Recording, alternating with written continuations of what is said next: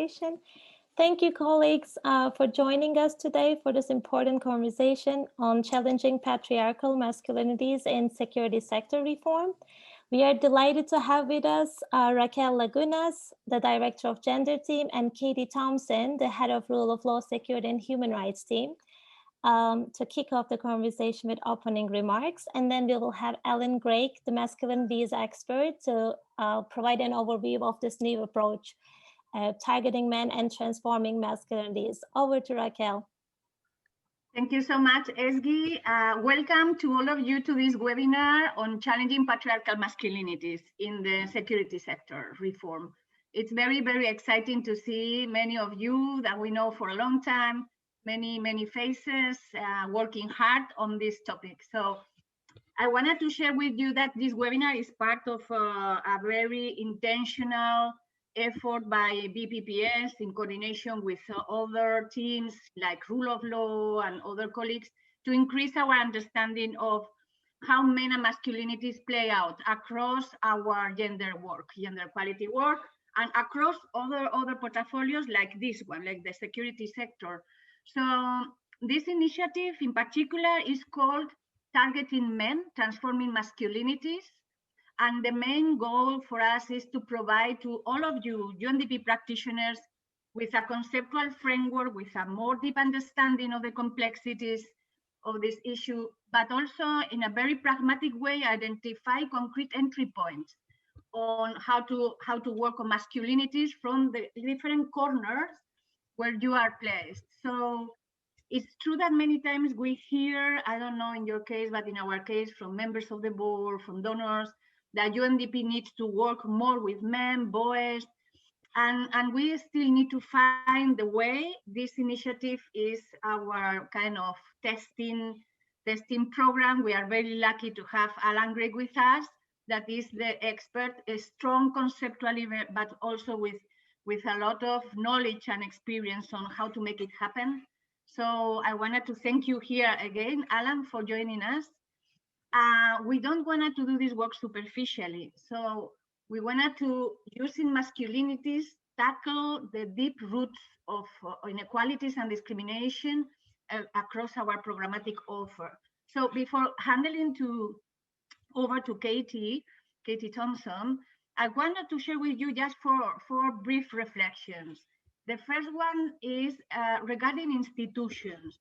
So fundamentally, institutions reproduce and perpetuate inequalities, right? And gender inequalities. So we tend to think that working on masculinities is more an individual behavioral change issue.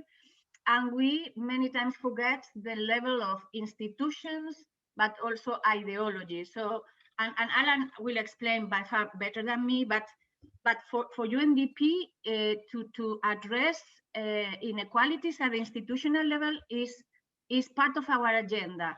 And we know how patriarchal norms are embedded in and operate within institutions. So he will explain more, but that's something that we wanted to keep doing. Second, challenging patriarchal masculinities is not a technical issue, and that's it. It's political. It's a political process. So we wanted to call it as we want, but what we need to anticipate and be aware is that we are going to change power dynamics. So we need to anticipate resistances, and in particular in the security sector. And again, we have colleagues like CISAC, by far more expert than me, so they can share resistances, strategies to cope with resistances.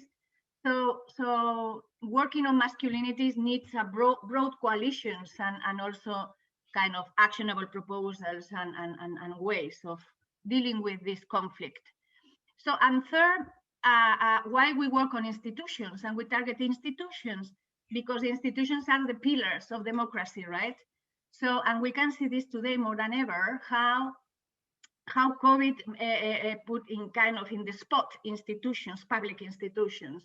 So they need to be efficient, they need to be accountable, inclusive. And we have very concrete data, evidences showing and proving how more hierarchical organization, less gender balanced, gender diverse institutions are more likely militate or to become hostile environments to deliver on gender equality. So to deliver for all, because gender equality means that deliver for all, right? All people. So there are evidences, for instance, that male-dominated law enforcement institutions in many countries, they fail to implement violence against women laws because of this internal kind of composition of values, mindsets, and also kind of structures and practices. So my last point is that indeed, if we wanted to eradicate gender-based violence, we need to target these kind of actors, very important actors. We have conducted a survey in 51 country offices, and indeed, you identified, 80% of country offices identified that working and supporting the police and justice actors are fundamental, and you wanted to prioritize this area. So that's why we are also here today, to listen to you. How can we help? How can we support? Which kind of knowledge do we need to produce, or services, or which kind of a company process do you need from us, together with our colleagues from the rule of law. So to close this kind of opening, I just wanted to say that let's use coronavirus to revisit our assumptions on how do we work with institutions and bring new perspectives. I'm convinced that what Alan, of course, with Diego and Jessica and all the colleagues here, have new proposals for all of you to reflect and to take with you and continue this work together. Thank you so much. Okay.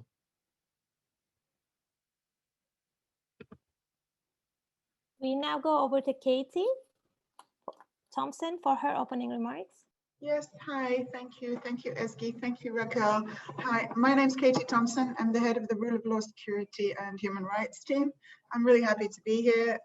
Very, very interesting topic, incredibly complex topic, and shouldn't be hidden, or we shouldn't run away from that.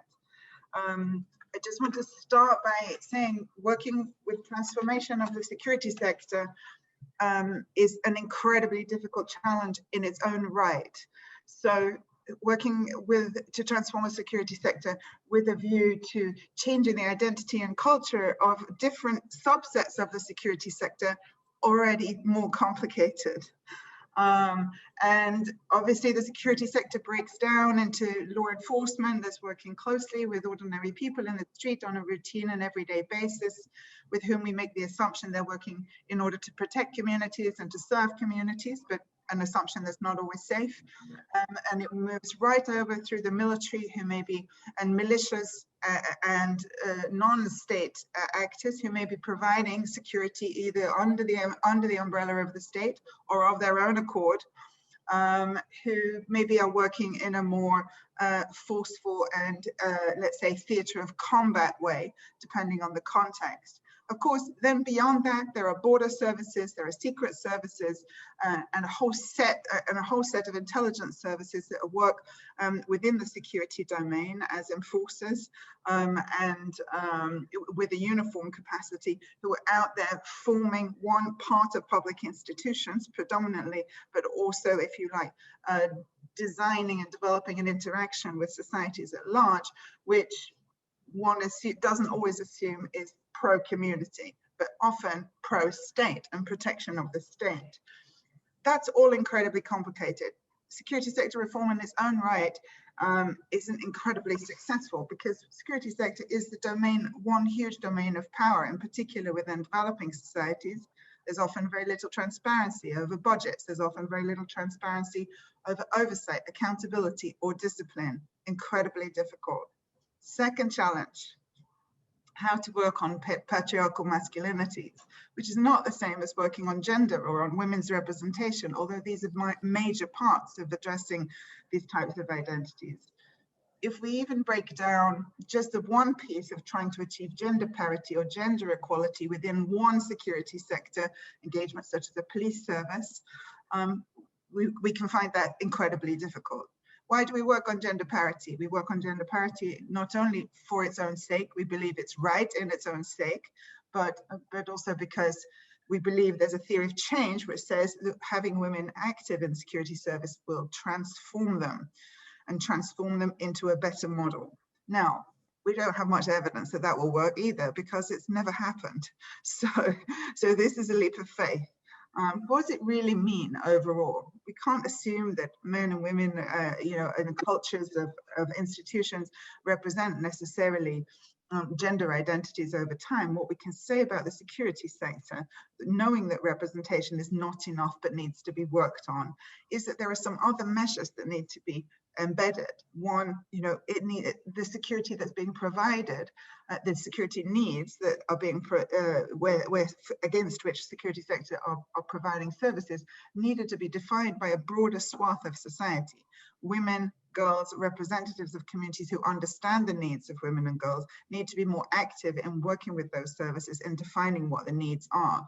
The needs can be very refined from village to village, from city to city, but an active engagement and participation and dialogue with security services, even a mechanism for dialogue, it needs to be in place to enable the communities and women and girls in particular to engage with them. The other end, as well as participation, is overseeing and discipline those services, providing feedback and being involved in the design and planning of those services over time. That's another space where we need more equality and representation for women. Is it enough? Of course it isn't enough, and I'm sure we're going to hear a lot more on what else can be done. Because at the end of the day, if the security services who have a monopoly on violence, who are wearing uniforms, with whom their behavior is associated with negative forms of masculinity in daily life, if they are the functional and most powerful institution under the arm of the state, then the model that they're using is, sorry, I have a problem with my computer.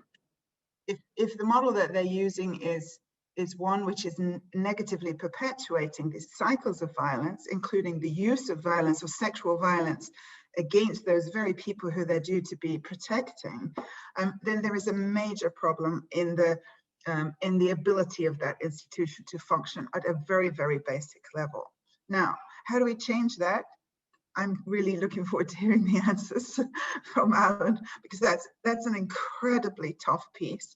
Normally, what we do in our domain is we focus on the discipline part. We focus on the accountability part.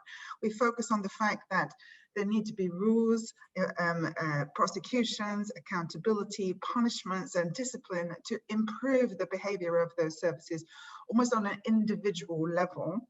And so that also those on the outside of those services can see that those people are being punished and can see that the system is somehow functioning where things go wrong. Now, sadly, those types of systems, the systems are often too often based on negative notions of masculinity and on the use of force as opposed to any other means. But two, those disciplinary and accountability mechanisms are all too often not working, and when they exist, are not enforced.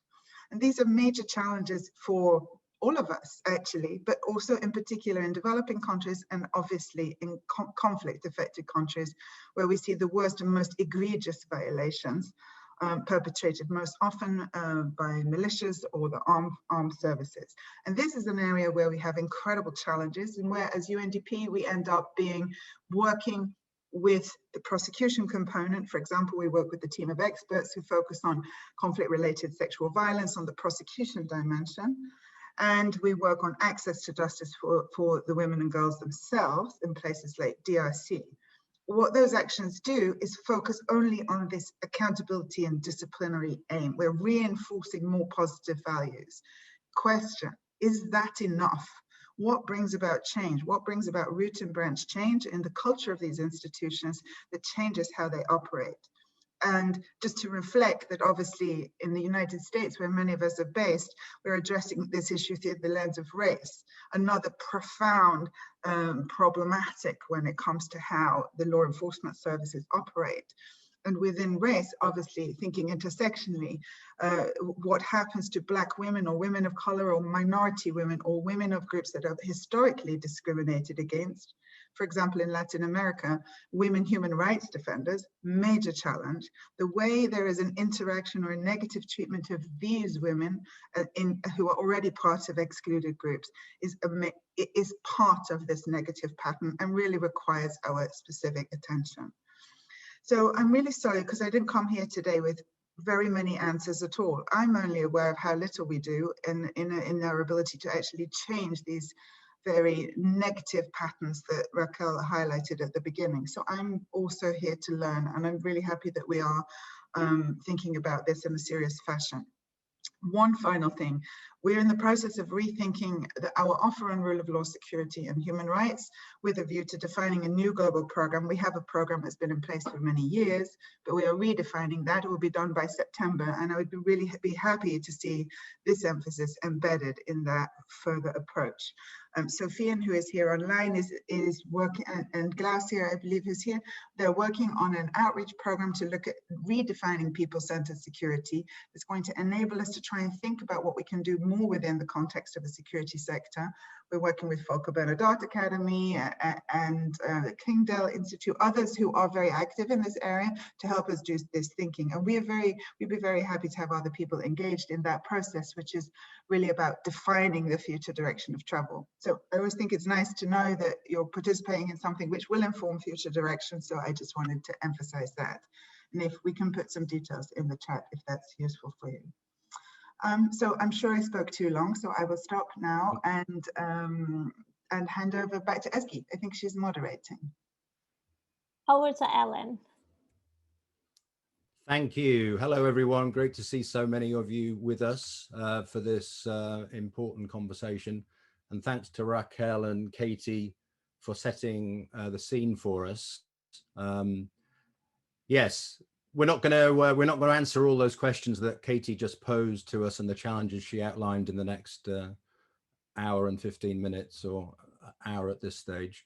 But what we do want to do is share some thinking about how to think about these issues of patriarchal masculinities, and also then share some experiences. So we are going to get you into groups where you can talk about and learn from your own experiences of trying to address these very difficult issues.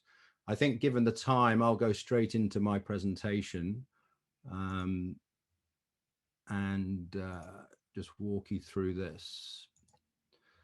So we're calling it Targeting Men Transforming Masculinities, and the pressure for change. You know, Katy was outlining the huge scale of the challenges we face. And we also need to recognize that there is pressure coming from many directions for change, not least from communities themselves. So you got protests here from Nigeria and from the Black Lives Matter protest in the US as well. And to kind of get familiar with the language that we're going to be using, I'm going to be talking about patriarchal masculinities and understanding that, referring to ideas about and practices of masculinity that emphasize the superiority of masculinity over femininity and the authority of men over women. So patriarchal masculinities maintain gender inequalities. And where the TM×2 agenda comes from is thinking about men and masculinities work as it's evolved over the last 25 years. You could kind of date it back to the Beijing conference in '95, which really gave a kickstart to involving men in gender equality work. Initially, a lot of the conversation was about why we should be involving men, and I think that's moved on now to more questions about how. And you can see in the slide here the growth of this work. There's been a lot of work in the areas of SRHR, violence against women, men and fatherhood, and more recently on men's health. But to date, not a lot of work in the security sector. So this is an important conversation for us to have about how we can take this work into the security sector. I think over the course of maybe the last decade as well, you could think about a number of critiques that have been made of the work with men on masculinities, which has informed the way we are thinking about this TM×2 agenda. And some of those critiques have included a concern that it's been too focused on individual attitude and behavior change, as Raquel mentioned. An important one is that it's been too separate from and unaccountable to women's rights movements. So when pressure for change is coming from women's rights movements, we need to be really clear about the work that we're doing with men, how that relates to that ongoing pressure for change from women's rights movements. Sometimes there's a concern that the work has become too concerned with the harms of masculinity to men and boys, and losing sight of the fact that we're here to address the impact of gender inequalities on women and girls. That's been the impetus behind the work, and sometimes we can lose sight of that. Concern also that it's too heteronormative, focused on and heterosexual relations between men and women, and also kind of assumptions about cisgendered experiences of gender and excluding transgender experiences of gender. And as a result of all those things, it's not political enough. It's not paying enough attention to the range of power relations which need to be addressed. So in response, the Targeting Men Transformative Masculinities agenda tries to highlight the need to move beyond a personal emphasis on men and their masculinities, to be really clear about how we understand masculinities intersectionally, that is in relation to diverse forces and forces of oppression and hierarchy. Katy mentioned race, obviously class and economic inequality is a huge one as well. We need to think about how we address attitudinal and behavioral change, but also think beyond that to, as Raquel mentioned, institutional change. And this is particularly important when we think about the security sector itself, when we can think about these attitudes and behaviors that we want to change as being deeply embedded in institutional practices, policies, and cultures. And to think more broadly about ideological change, the ways in which these certainly militarized masculinities are a part of prevailing dominant ideologies in particular places. Be very clear about how we are connecting to and reinforcing feminist work on women's rights. And, you know, the scale of the challenges that Katy outlined, it's daunting. And one of the big challenges we face, I think, is maintaining inspiration and hope that we can actually make change.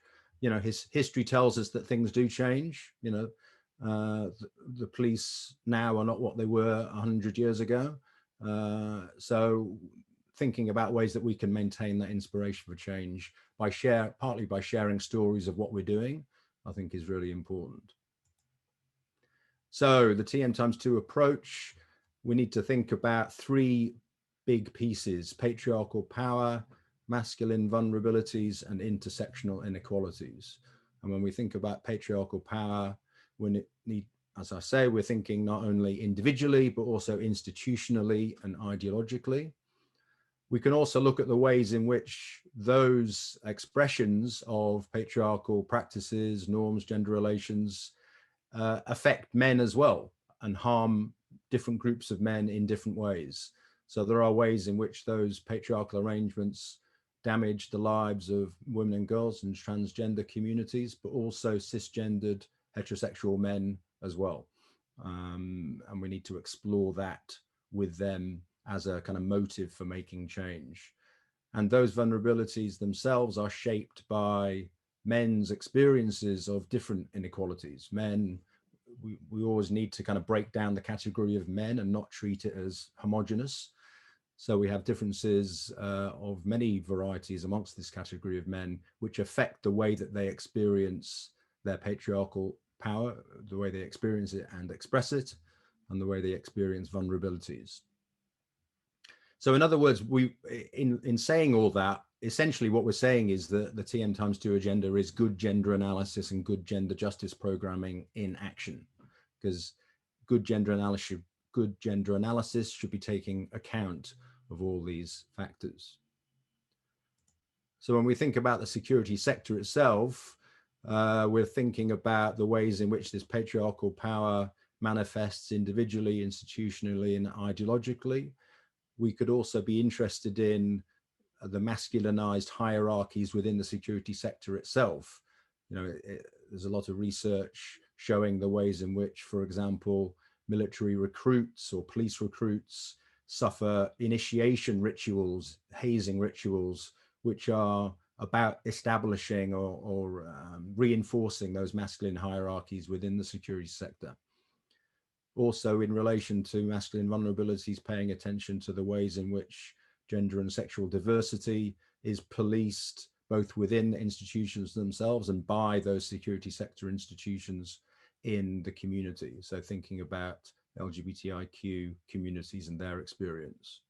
And then lastly, the intersectional inequalities. We need to be linking this security sector reform agenda with a broader concern about inequalities in society, thinking about the political economies of the security sector, the very real ways in which guns are a form of economic empowerment for many men, whether that's in the community or in the security sector themselves, in terms of extracting money from communities. And look at the ways in which policing of economically marginalized communities is also a problem that needs to be addressed. And thinking kind of in complex ways about the masculinities that need to be changed. There's some work being done looking at peacekeeping masculinities and looking at the ways in which they require more soft skills, which in some ways run counter to the performance of military masculinities. Also being clear that there are hierarchies, as I say, within institutions themselves in terms of masculinity, but you could even look at hierarchies geopolitically. So Henry Merton, in his article referenced at the bottom there, looks at the ways in which this new Western military masculinity that associated with peacekeeping is sometimes contrasted with local masculinities, for example, Afghan, ex-Yugoslav, Iraqi, or Somali, which are cast as brutish and backward. So there's a kind of neo-colonial dynamic there to the ways in which certain masculinities of certain militaries and security forces are being characterized. There's a question about whether these softer masculinities associated with peacekeeping do open up the possibility of thinking differently about militarized masculinities and perhaps dominating, perhaps dismantling dominant masculinities, but then also a recognition, as he says at the bottom there, on a more fundamental level, that whatever the characteristic of the masculinity, it's still tied to the primary function, which is the projection of state-sanctioned violence and coercion. And I think something we need to come back to, which Katy alluded to, is broadening this conception of security and what we mean by that, and the ways in which work on masculinities can feed into that broader conception of security. So just to give an overview of what we're talking about when we talk about gender equality in security sector reform, we're talking about it being promoted within institutions, promoted by security and justice institutions, and that security and justice issues and needs are understood and addressed with a gender perspective. Two issues, and this is from the security sector toolkit that was referenced on the previous slide, which we will make available to you.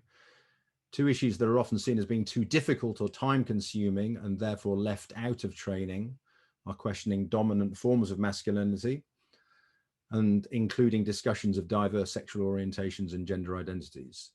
So the evidence suggests that these are issues that are sometimes skirted over, which we want to draw attention to in our conversations today. And we're going to think about three pathways of change. The first being policy-led approaches to integrating gender equality, gender training is the second one, and then the challenges of changing institutional cultures. So taking one by one, policy development, we could look at the Women, Peace and Security agenda as providing an overall policy framework, and the national action plans for that WPS agenda have been rolled out in more than 75 countries to varying degrees of effectiveness, but that's a framework within which we could be working. These are some learnings about that policy development. Clear ownership is important. Earmark budgeting for coordination, etc., is important. Ensuring policy coherence across a range of policies, and there we might think back to how this security sector reform and WPS agenda links to a broader agenda around SDGs. Thinking about how we build the capacity of implementing agencies. And then, so the question for us then, which we want to talk with you about in the group work, is particularly thinking about the role of senior leadership. How can we build and maintain the support of senior leadership within the security sector for gender transformative reform initiatives? In each group, there'll be a host who are going to be sharing some of their experiences of trying to work on that. The second piece would be gender training. And again, these are some lessons that are being drawn from current practice. Interestingly, they say that we're finding that it's important to start with taboos and then deconstruct them rather than avoid them. So to start with the difficult issues and then break them down. Focus on participants' gendered needs and vulnerabilities. So here we come to these issues around masculine vulnerabilities and intersectional inequalities. An organization in Pakistan, Roseanne, did some very interesting in-depth group work with police forces in Pakistan, which spent a good deal of time talking with them, who were mostly men, about their own gender socialization and the violence and abuse they'd experienced as young men growing up in their communities and how that had affected their policing practice. So paying attention to those gendered needs and vulnerabilities is important. Having a focus on problem solving through reality-based scenarios, lots of use of role plays and skills building, and taking a technical approach to potentially difficult topics. So breaking it down into certain kind of job requirements and the skills required for those in terms of dealing with difficult topics, for example, dealing with gender and sexual minorities. And really importantly, as Katy alluded to as well, tackling gender-based violence by staff, both against other security sector personnel and against people in the community. So the question here for us is this huge problem of impunity. What most needs to change in order to end the impunity for sexual violence perpetrated by security sector personnel? And that's a question we're also going to be discussing with you in the group work. And then finally, challenging institutional cultures, patriarchal institutional cultures. Katy talked about gender parity, so clearly there's a need to continue to focus on recruitment processes and requirements, the importance of ensuring that reporting and disciplinary mechanisms are functioning properly, and clearly that's a huge issue in a number of places, and that kind of links back to that role of senior leadership. The need for human resources and management policies and processes that support gender equality. But interestingly, an important lesson that seems to be emerging from current work is the need to focus at the level of subunits and micro dynamics of behavior, dress, speech. This can't all be done at the kind of policy senior level. There needs to be a getting down into working closely at the subunit level and subunit leaders, where the kind of culture of the institutions are reinforced and practiced. And to change that, we need to take seriously the concerns and resistance and ignorance and fear about the changes we want to make in those patriarchal masculinities. So it's partly about listening as much as teaching, listening to what's being said by security sector personnel themselves about their own gendered experiences, not least their experiences of masculine hierarchy within the institution, but also within the community itself, and figuring out ways that we could try and change that. So the question then is, what lessons are we learning about how to change the patriarchal cultures? And that's the question we want to be having you talk about. So when we think about this reform process and we think about the TN×2 agenda, we can be mindful of certain kind of tendencies that we want to avoid. So this individualizing tendency that was alluded to at the beginning, we need to be wary of what's sometimes been referred to as the good man industry, with the focus on kind of individual men as the problem, which we need to change bad men into good men. And that's clearly insufficient in terms of the changes we're interested in making. So we don't want to be tokenizing, and there is a concern that gender training remains too superficial and doesn't pay enough attention to these deep cultures, but also men's own experiences of masculinity themselves and the complexity of that. We want to be careful that we're not distracting from the work that's needed to be done with more powerful men at the top. As the quote suggests, some of the engaging men agenda often focuses at men at community level and doesn't pay enough attention to leaders and decision makers. We've already mentioned the problems of neo-colonial dynamics that we need to be aware of, and also be very clear that any work we are doing is very connected to the Women, Peace and Security, Human Security agenda, and how we might contribute to a broader discussion about what that looks like.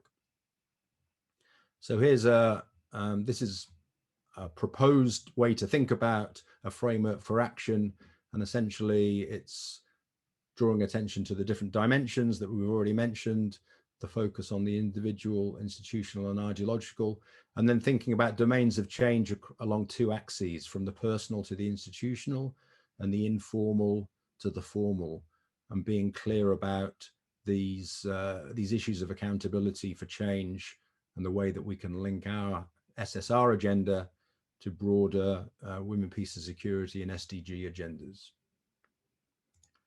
So we want to get you into into groups. Divya is going to move you into groups in a minute. We're going to work in the breakout rooms for, let's say, well, it's now 22. Shall we say 15 minutes? So we get some time at the end to share.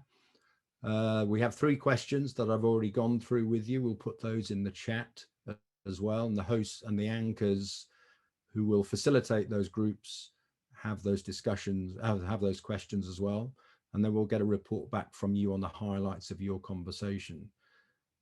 So the groups will be led by Glaucia Boyer, who's a partnership specialist in Geneva, Barbora Galvankova, who's a program specialist in Istanbul, Sufyan Bacho, who's a policy specialist in New York, Dragan Brocanic, who's a project lead in Belgrade, and Sundus Abbas, who's based in Iraq.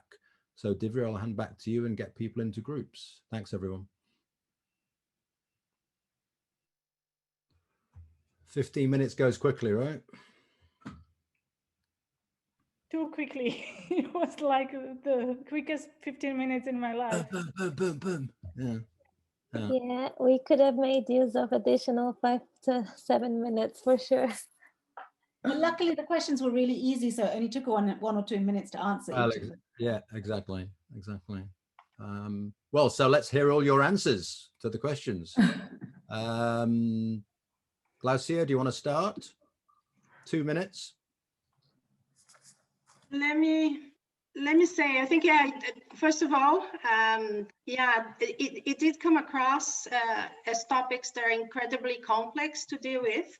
And we did hear experiences from Yemen, Libya, Indonesia, we certainly need to reflect as UNDP how we are going to be working on masculinities and addressing the patriarchal masculinities. In terms of the first question, I think I felt we are barely scratching the surface, but some suggestions came around that I understood as, yeah, we can be ambitious about focusing on gender transformative initiatives, but it did come across that we are barely able to ensure our responsives are gender responsive in the first place. So that we need to be able to reach that. There was also suggestions on how a lot of focus came back on working, in fact, with women, and examples of how subcommittees, for example, composed of women would be useful to engage with senior management. In this case, maybe male-dominated, maybe not as champions. I think in terms of the second, and that's as far as we have gone, looking at the lessons, we did have some examples or some suggestions also.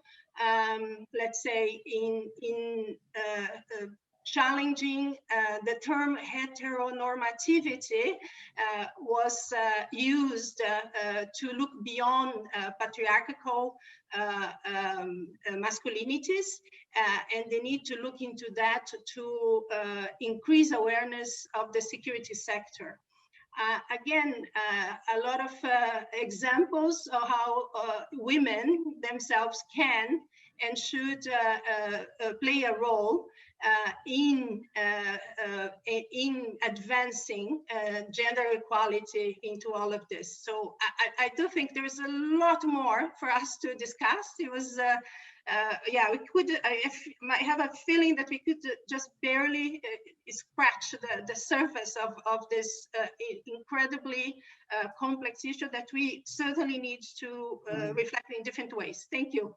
Thanks, Basia. But that's a good reminder, right? When we think of masculinities work, we sometimes think that just means working with men, and of course it doesn't.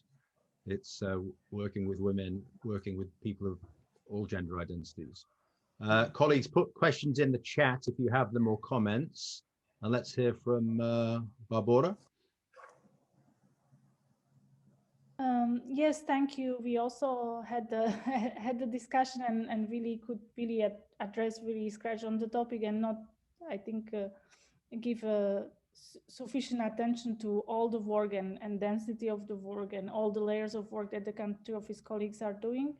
But to the question, on how we can build maintain senior leadership, we have examples of initiative of having networks of women police officers, for example, coming together to lobby the institution and the senior leadership on institution to pay greater attention to gender equality in the institution in the broader context.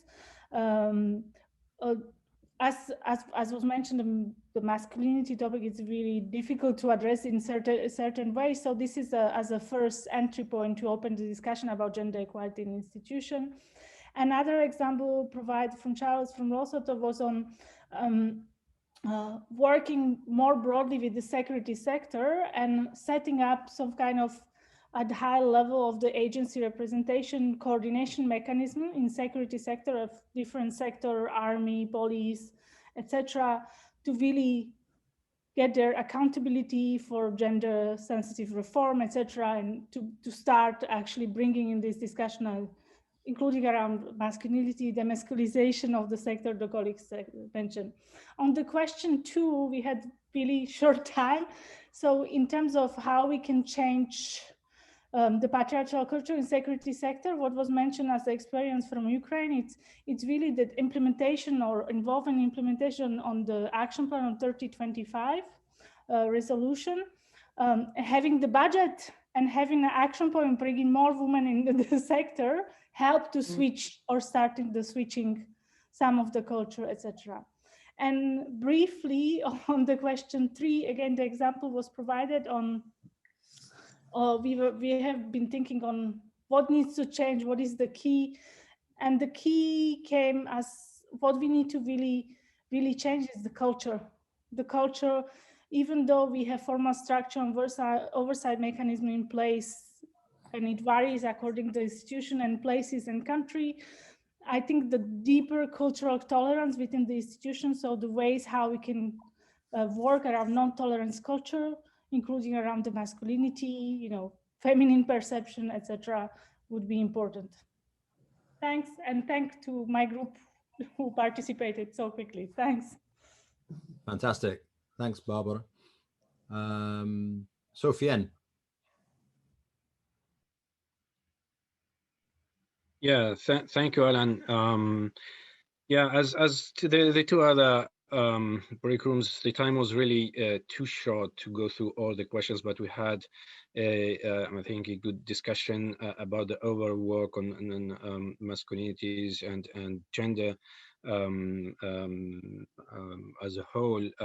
But clearly, the experience on masculinities, work on that is not really, you know, as everybody knows, we don't have a lot of examples or experience on working on masculinity itself, but the whole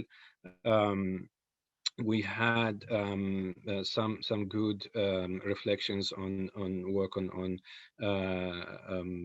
gender and the culture, how to work.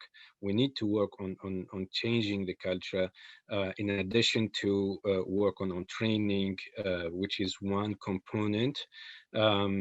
We also talked about how to change the perception of women and how women are perceived in the society itself. For example, in the region of Colombia, we had an example from someone who worked with UN Women, were challenging masculinities in the region, takes into consideration violent masculinities against women, and how to prevent this violent masculinities. So the importance of working with men, but also proposing a methodology, an approach to deconstruct this negative and violent masculinities. We had also a reflection about question on leadership and maybe within UNDP, how to ensure coherence of the programs within UNDP internally, and also how to build a narrative for why this is important and how to work on that.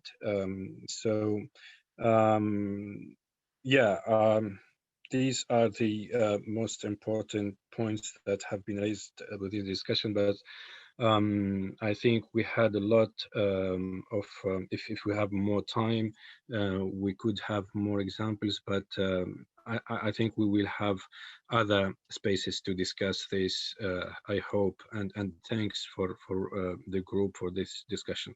Over to you. Thanks, Sofian.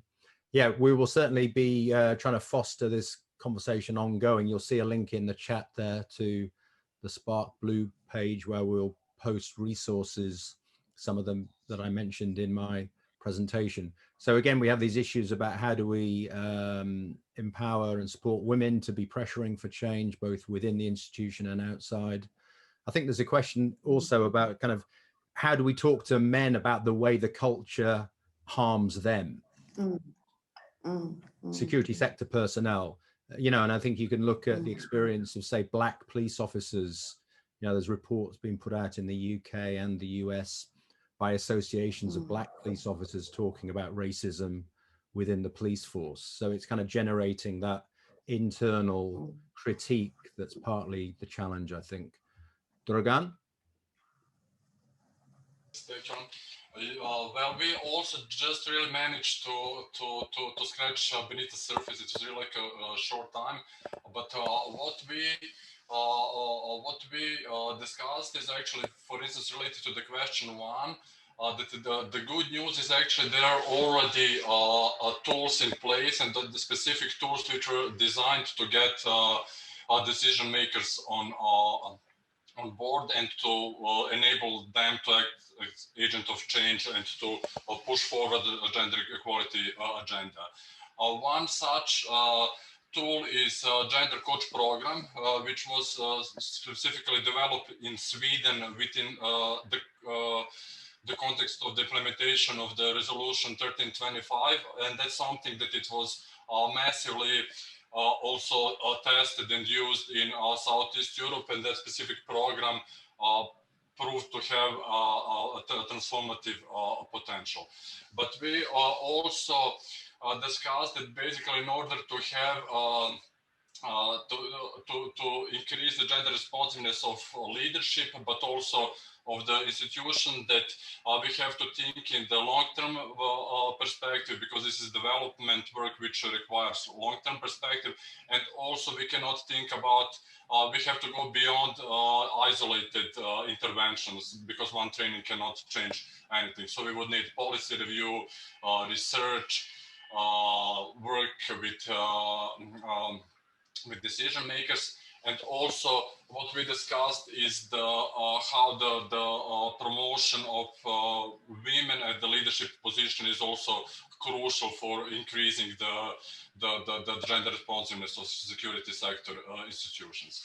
When it comes to third questions, we just briefly discussed that one of the things to be done is to strengthen the current accountability mechanisms, but also to link this with some like broader transformative changes. For instance, like some initiatives in the education, which could then change this mindset which perpetrates gender inequality.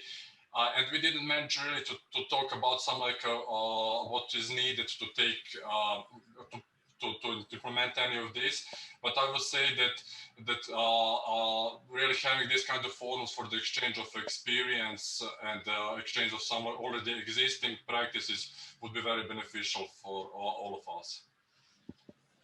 Thanks, Dragan. Yeah, that in-depth model of the gender coaching approach sounds very interesting. And if we don't have it already, let's get some details from you about that if we can, and post that up on Spark Blue. Thank you. Finally, Sundus. Yes, thank you, Alan, and thanks for the group. Actually, we, although the time was very limited, but the group was very active in sharing some good experience and challenges for the discussing the how to maintain with the senior leadership in security sector. There was a discussion about the lesson learned from other, that when they succeed, UNDP succeed to integrate the gender-based violence within the national security strategy for the country. But the issue is when the ministers changed, everything is changed, and they forced to rework again with the new leadership for the security sector. And that one of the challenges that we always faced. Also, one of the entry point about leadership, it was discussed also about the enabling environment, for example, media and how it is used, and how can we, for how extent that we need to map out what works for each context. It is different based on the context. But media, not only about the gender equality and the gender initiative towards security sector, but in different ways. Also, one of the interventions that I think it is interesting and important, that about linking the efforts on PVE and the importance of the culture and how should we listen, what is important for men and especially for young men. The concept of honor, pride, and based on that we can create a positive pathway. One of the issue also brought to the discussion, it is about the police and borders, which is some of our colleagues sharing the importance of migration, security sector deal with many issues, and really we need to tailor our approaches and work on this issue on the borders, and how it is many of the times it is really it is non-gender sensitive, and it is sometimes totally gender blind work on that. for the this is all, the time was very limited, so that was the most things that highlighted by the group. With many thanks. Thank you. Over. Sundus, thanks, Sundus. Fantastic.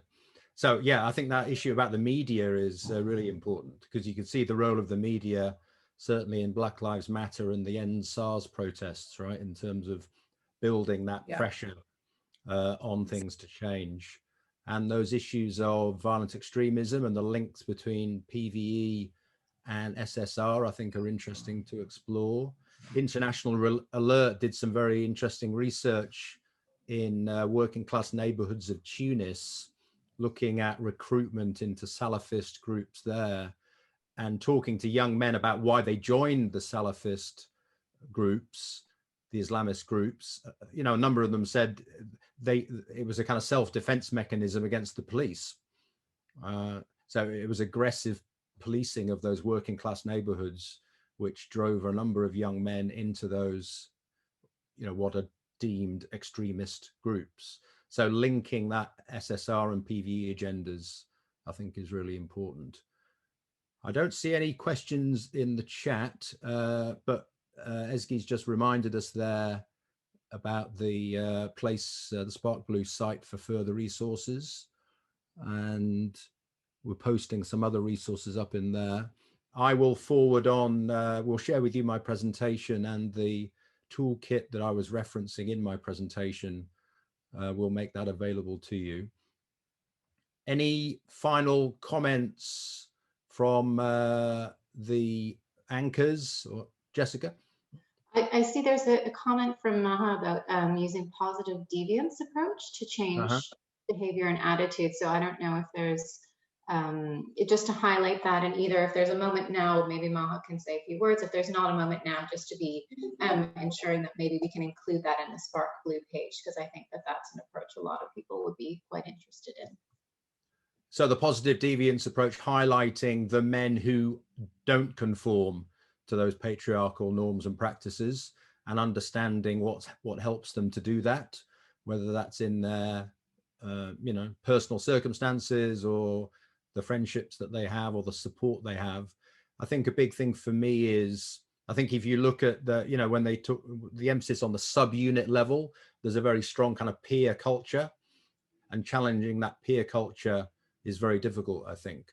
But creating support amongst men who want to challenge that peer culture is very important. So what are the ways in which we could be nurturing alternative peer groups? And that, you know, within the security forces, that may be, for example, by race, you know, so Black police officers have a vested interest in challenging the racism of the police because they experience it in the workplace. That would be an example of kind of nurturing a constituency for change amongst men within the police sector themselves. But I think, you know, we're very clear.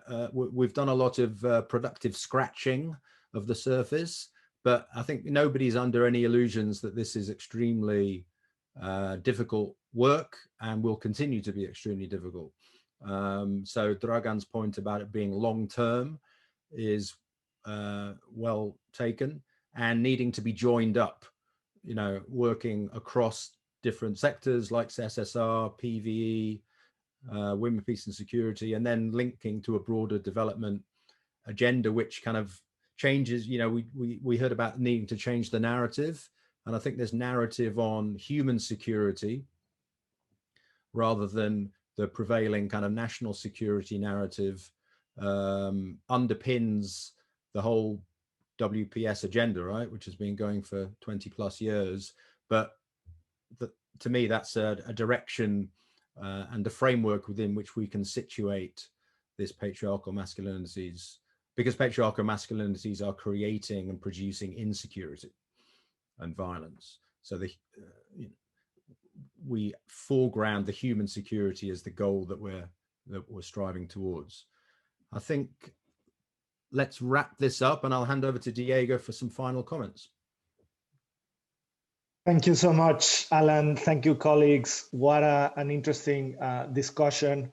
Of course, we needed more time, but I just wanted to say that it's always a bit overwhelming to see the importance of this topic, and you know, how little work we have done and how little evidence we still have, right? So I just wanted to use what you said, Alan, as a final reflection. We need to go back to sound and thorough gender analysis and put it in action, right? And I think it was very helpful, Alan, that you suggested those 3 pathways, right? Because once we have a baseline, we need to have clarity about what can be done. And I think out of the 3 pathways that you shared, the policy-led work, the training, and the cultural change, UNDP, from what I heard, is still scratching the surface, maybe starting more on cultural change in listening mode. But we need to do more, particularly at the policy level and the training level. And when I say policy level, we need to look at the ecosystem, right? It's about the Women, Peace and Security agenda. It's about the PVE agenda. As you said, we need to join up all those different ecosystems, because that's the place we're working in. And when it comes to training, I think UNDP has an opportunity to bring the technical approach there to tackle very political discussions. So as you say, this is an ongoing conversation. We will not solve these issues overnight. There is the Spark Blue space that we encourage you to visit and engage with. And we will be continuing this conversation. I wanted to thank the Rule of Law team, Katy, Thompson, and team. Thanks so much for chipping in and doing this with us in the gender team. And of course, to all the facilitators, you did the anchors, you did a great job. And I hope we can work more with you. And last but not least, Alan, thank you so much for this incredible presentation.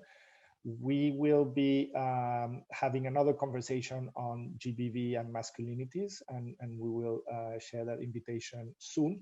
And we will also share the results of the work with 7 country offices on the TM×2 approach, which Alan presented. So once again, thank you everyone, and have a lovely day. Thanks everyone.